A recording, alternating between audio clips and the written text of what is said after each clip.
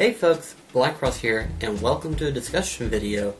I've been meaning to do this discussion video for a while now, but the reason why I hadn't done it yet until now is because I have been moving. So I figured I'd go ahead and do this discussion today, and it's actually about the whole Cuphead feels like Dark Souls controversy. Now, there's actually been a couple, if not a handful of people that have been stating that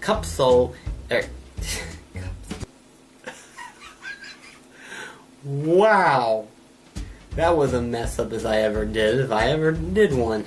Okay, but anyway, Cuphead feels like Dark Souls, and when they refer to this game for being Dark Souls, they're referring to it being its difficulty. Now, this isn't the first time we've had this happen. If you remember this past summer that we've had Crash Bandicoot Insane Trilogy that's been released for the PS4. And the problem with that game entirely is the fact that they said that it feels like Dark Souls as well. Now, they stated as well that the difficulty was high, and that's whenever I started to realize we're entering in a trend that needs to stop. Like, I can't stress this enough. We need to stop calling everything that's difficult Dark Souls, okay? This is insane, alright? First and foremost, when people claim games to be something like a previous game or something along that line, they're referring to gameplay style as well as gameplay mechanics. Now, you could argue the fact that the theme might match with Dark Souls, but we can't just call everything Dark Souls-like because of this difficulty. Because in which case, every other game came out before Dark Souls would then be classified as Dark Souls. For example, Castlevania for the NES. You don't hear a lot of games being called Castlevania-like because of its difficulty. No, you hear the term Metroidvania in terms of its stylized game of basically the side-scroller adventure game. So, why is it that we have entered in this trend of calling Cuphead and Crash Bandicoot Insane Trilogy Dark Souls? Well, I believe what they mean by saying that it's sort of like Dark Souls because of its difficulty is because of the immediate turn-off that people have with the Souls franchise. If you remember, the Souls franchise has been notorious for being difficult to a point where some players can't play the game. Instead, they choose to watch it over YouTube or whatever and just admire the gameplay through that. I myself would have been one of those people had I not have taken the leap and played Dark Souls for myself. And I've actually gotten used to the gameplay to where I can actually get through it relatively okay-ish. I say okay-ish because that doesn't mean that I can get through it without getting killed. I will die several times, but each playthrough that I play through Dark Souls, or even Bloodborne, Dark Souls 2, Dark Souls 3, for that matter, I die less and less each playthrough I do, because I'm more familiar with the area, I'm more familiar with the gameplay, but at the same time, it will happen, you will die multiple times, because that's how the game is built. It's built based on you dying multiple times, and if you don't die at least one time, then you've gotten to a point of insanity where you've actually played the game and not once died the entire time.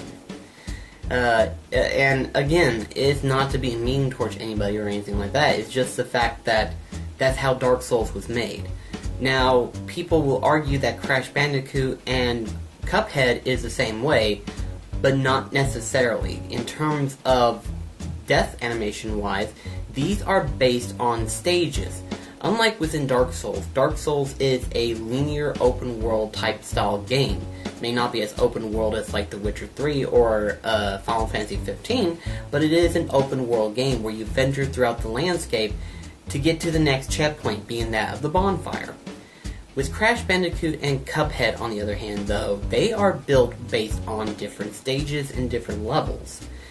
This is basically an older style of gameplay that's existed ever since like the day and age of like the NES days, where basically you go through each progression of an entire map and within that map is a different level, different area entirely.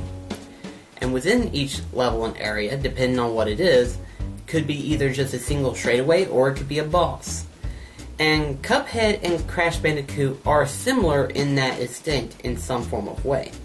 For one, you do go through each area in order to continue to the next area. When you beat one area, you have the ability to progress to the next area and then to the next area. May not be as obvious within Cuphead, but within Crash Bandicoot, it's pretty much right there. An interesting thing about Cuphead, from what people have stated and from what I've witnessed, is that Cuphead likes to taunt you. It taunts you with these bad puns, and by bad puns I mean glorious puns according to Delmar's case, but it uses these puns in order to taunt you to continue to play more. And again, while the difficulty may be a little bit abstract, that doesn't make it restricted. For example, in Cuphead, you actually have the ability to access two particular modes. You have simple and regular. Simple, and the problem with this particular settings is the same thing that I have with Fury's difficulty spike. From where easy is like this, normal is like this, and then hard is basically where the other end is all the way in Canada. So, with that extent, Cuphead is somewhat sort of like that, with the exception of like one key feature, and that's the fact that you don't have to go through as many stages within a simple mode as you would have in regular mode. In regular mode, they actually keep it the way it is, but if you go through simple mode, you'll be cut from a particular point of a boss fight. In other words, they cut a point in the stage itself. For example, I'll show you a quick image of how the death scene looks like in regular mode, and you can clearly see that within each phase of a particular boss fight, you see within that stage itself of where you're progressed at.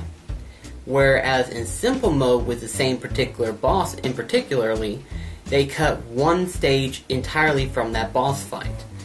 And to me, this is actually probably one of the more minor annoying things to have in the game itself, because number one, you're not changing difficulty, you're just changing the way the stage works. And some people can argue with the fact that that's basically the difficulty it is, but you're being cut you're basically being cut from one of the bosses that you would normally go through on regular mode, but in simple mode you're basically fighting a shorter version of that particular boss. Let's take, for example, Kingdom Hearts. Okay? Imagine fighting Sephiroth, but you have an option of fighting regular, which is his normal full health bar and everything like that, fighting him full on and stuff like that, versus fighting him with 1 HP bar. To me, you're just cutting out some of the more intense moments in the game, as well as basically taking away the point of where he would progressively get harder, because you only have to deal with the 1 HP bar. It's sort of somewhat like that in a way. And I feel as if that Cuphead is treated wrongly because of being judged by his difficulty, but at the same time, I understand where people are coming from, being that of a turn-off for most players and gamers. To me, nowadays, ever since I've gotten into the whole Souls franchise and stuff like that, I've gotten to a trend where I will play a difficult game, but I do have my limits. For example, Fury was that crossing line between difficult game and having fun. You know, there is that line that kind of divides from where you normally would have fun playing a game. Because Dark Souls can be fun in its format, you know. You know, you have the overall background, you have the in-depth creativity of each in particular enemy and bosses with its item description. You also have the fact that you can custom create your character in whatever way you feel like you want to, whether it be a heavy hitter, a spellcaster, or even pyromancy or anything of that line. But within some of these other games that have high difficulty issues, you have the fact that you only basically fight in that one stage, and you have to put up with the difficulty that is laid before you. And within that feel, it can really be irritating at times. I know with Fury in particular, had it not been for the fact that the difficulty was a little bit extreme to me, I probably would have kept going at a longer pace. But because of how difficult it is, and because of this jump in difficulty, I really couldn't do it. I really couldn't. Because to me, fighting it on easy mode was too easy. It was pathetically easy. Fighting it in normal mode was too hard for me. And I'm not sure if there was a way that the developers could have made it a little bit better, or if they thought, okay, well, let's do less obstacles and less HP for a simple mode, and have normal mode be this. And it's just, I don't know, with Fury, it has a stylized and an intrigue in it, but it doesn't do well in terms of its difficulty and controlled area. With Crash Bandicoot, I feel as though as if the real difficulty is the frame rate itself. Not to say that the frame rate is having issues or anything, it's just because Crash Bandicoot was released on the PlayStation 1, where the frame rate caps at like, what, 20 to 25 maybe? I know it's not a full 30 frames per second. It was made for the PlayStation 1, and because of the frame rate, you can kind of see how to go about the areas and stuff like that. Well, within its re-release of the PS4, it had to be updated in order to be pushed to that 60 frames per second. And because of that, players are not used to that as of right now. You know, for some people who have played Crash Bandicoot, they go back and play through the PS4 version, and they realize that something ain't right. It's not that, it wasn't supposed to be this hard before. Well, that's because of a frame rate speed. It's been sped up to a point to where it feels like it's probably turbo mode compared to the PlayStation 1. But that's just a theory that I had. I haven't personally picked up the Crash Bandicoot Insane Trilogy yet myself. Then again, I haven't played the original set, so I have no clue if it's true on this notion or not. I would have to probably play through it myself in order to see if I am correct in that statement. But until then, though, there's still the fact that Cuphead still has that intrigue feature that players have been enjoying so much. And I think with Cuphead's success, I can see it continuing onward from here. But in terms of its difficulty, I can definitely see why some people would be turned off by this feature, you know. You have the fact that it has the 1930s art style. You have the gameplay of a run-and-gun game, sort of like with Contra and Metal Slugs. So I can definitely see why a lot of people would want to play this game right off the bat. But at the same time, I can definitely see why some people might be turned off with this later on because of its overarching difficulty. So, to put it into a better perspective of words, take Cuphead with a grain of salt. You know, be careful not to overhype yourself with being able to play through the game relatively easy. It's built based on its difficulty so that you as a player have to face the difficulty and admire that difficulty. And with a lot of players, they're saying that if you can admire the difficulty of Cuphead, then you will more than likely enjoy the game itself. And I think that's the biggest thing, is that you have to be braceful of challenge. If you're very embraceful of the challenge within video games, then chances are Cuphead is not going to be that bad of a game for you. Whereas, if you're only used to like text-based adventure games or point-and-click adventure games, then chances are this game probably wouldn't be the best thing for you.